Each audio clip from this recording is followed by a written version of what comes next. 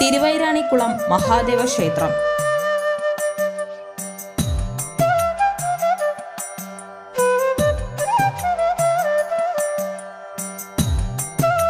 ശിവനും പാർവതിയുമാണ് ഈ ക്ഷേത്രത്തിലെ പ്രധാന പ്രതിഷ്ഠകൾ.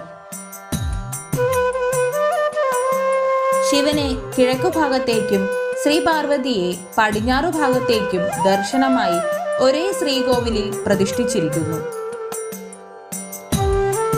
ഉപദേവതകളായി ഗണപതി, അയ്യപ്പൻ, മഹാവിഷ്ണു, സതീദേവി, ഭദ്രകാളി, നാഗദൈവങ്ങൾ എന്നിവർക്കും ഇവിടെ പ്രതിഷ്ഠകളുണ്ട്.